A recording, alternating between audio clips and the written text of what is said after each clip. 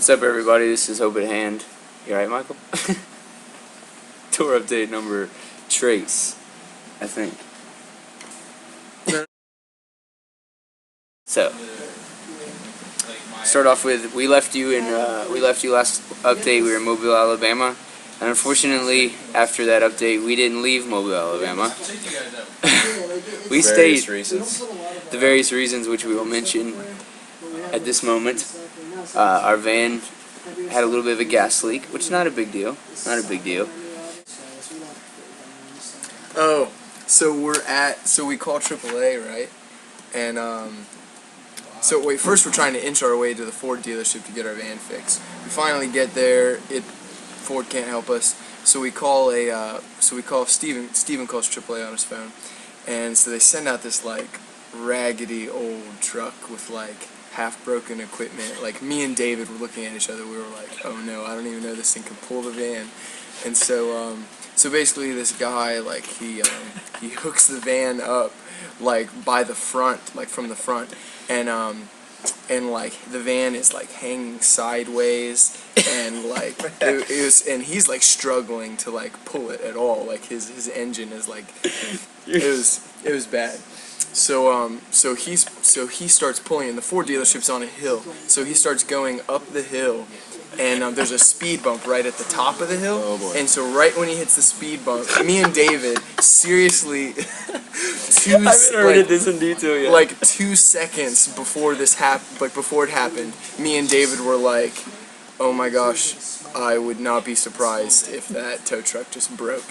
And right when we finished saying that, bam! The like metal stuff on the back of the tow truck rips off. Our van hits the ground and starts rolling backwards down the hill.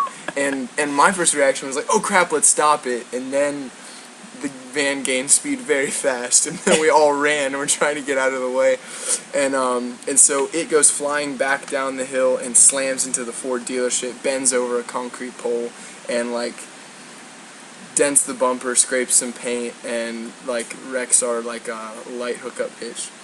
But anyways, the tour guy, I mean not the tow truck guy, he comes out and he's kind of like, oh, well, I guess insurance will pay for that. Like, it was no big deal. He was like, oh, happens every day, like, whatever. He didn't even care. And so, yeah, so we had to call the insurance people and try to get stuff paid for the Shaba van to make sure that we didn't ruin Jimmy's van, because that would have been bad. So good news, the Shaba van is back on the road. Yep. The mobile, not Mobile, House of Prayer, the Albatross. The Albatross.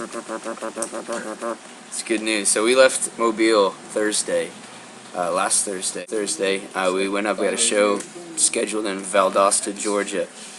And as we're driving to Valdosta, Georgia, after getting our van back from being dropped off a tow truck, we get a call that the show's canceled halfway there. But we really felt like, we had a suspicion that it might have been, but we prayed about it, and we really felt like the Lord told us to go, straight up. And it was just like Holy Spirit told us, go to Valdosta. So we're halfway there, they call us, say the show's canceled, and so we just like, well, the Lord told us to go. So we just went anyways. And we went to the pizza place that we were supposed to play, and what happened was it just moved venues, and they haven't even opened up the new venue yet, or the place. So we just walked in and said, hey, we're here, we're the band that was supposed to play. It must have been really weird for them, I don't know. Yeah, they looked a little surprised when we showed up, like, but. So we're like, are you guys making some pizza? Like, we had no clue what we were doing there. And the whole time we're trying to figure out, like, Lord, what'd you send us to Valdosta for? Anyway, so the guy ends up making us some pizza, even though he's not open. And so we eat our pizza, and as we're walking out, the owner of the place, I was like, well, we're here in Valdosta, I don't know really why else we're here, let's just see if we can pray for the dude. So I asked him if we can pray for him. We just start praying and prophesying over him. We had this word about a real broken relationship he was in, and come to find out he was in the middle of a really nasty divorce, and he was really struggling.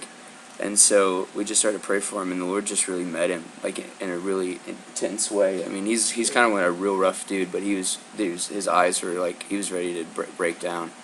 And really felt like the Lord, it was a critical moment in his life. and we were just there. We didn't even know what we were doing. We just kind of stumbled into it, and ended up meeting, just being there when the Lord needed us to be there. So we just went for Robert, as his name was Robert, and just felt like the whole point of us driving 5 hours was just to tell him and encourage his heart in the middle of this really critical time in his life.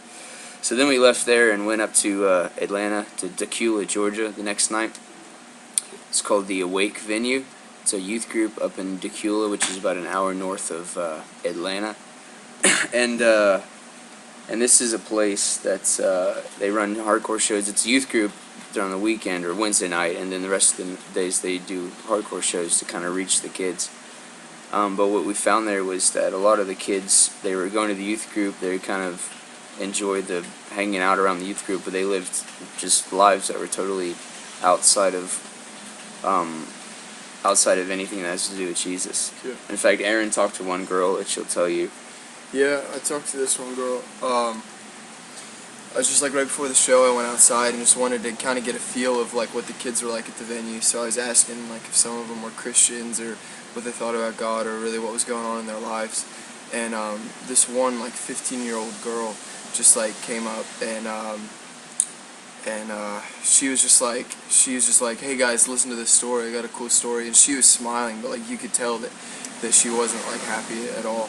And she was saying about like how like her friend's mom was trying to hook her up with her son to like for them to like sleep together, and like she's only 15 and I don't know how old her son was, and then the girl was like, no, you're too ugly, I would never sleep with you, and like she like told off and cussed out the kid's mom and stuff, and then her mom came and like and they were like having a discussion about like smoking weed and what happens when you smoke weed, and she was like, yeah, my mom buys me weed, she supports my marijuana addiction, and she was laughing and all the kids around her were laughing about this, like, oh, it's so cool. And then they went on to have a conversation about just like marijuana and sex and different stuff, and it was just like these kids are like 14 and 15 years old and they're already living in like in this place, like in the world, like being like sucked in by the spirit of the age, and like doing things that used to happen like in adults' lives, Yeah. or something where you don't really have to deal with until you like get to college, and like these kids are living in the midst of it and their parents are enabling them for it. And it was just like, it really like broke our hearts, like in prayer, like before the show we were just like, God, like break into these kids' lives. Like there's so much darkness, like at such a young age, and they just like need to encounter God, you know. So So we just felt like the Lord in that show and prayer, as we were praying before, just really felt we were in prayer, and I had a vision of the Lord. I didn't actually see anything, I just heard him, and I heard the Lord shout this like blood curdling shout, and it terrified me, and I was still, and then I heard him just yell at the top of his lungs, I will have no other. That's what he said, and I knew that he was releasing his jealousy against half-heartedness and against compromise. And so we went in there and played the show, and during the interlude I just went after it, and just preached the cross, and I just preached against compromise, and it was a sword, and the kids were mixed responses. A lot of them just walked out. About half of them just walked outside as soon as I started talking. The other half there were really impacted. This young guy right in front of the stage was just weeping as I was talking about giving our eyes to worthless things and stuff like that. But it was a really intense night. We didn't really see much healings or really much breakthrough at all. But we really felt like the power was going to be on the Word that night, and the Word is a sword. And I don't know what happened. I didn't really get to talk to a lot of people. Nobody really wanted to talk to me that night. But I knew that it was a dividing line, that a line was drawn in the sand, and they had a decision to make that night, whether they were going to continue to live in compromise, or they were going to respond to the word of the Lord. And so it was a really tough night, but we felt like we were obedient to the Lord for it.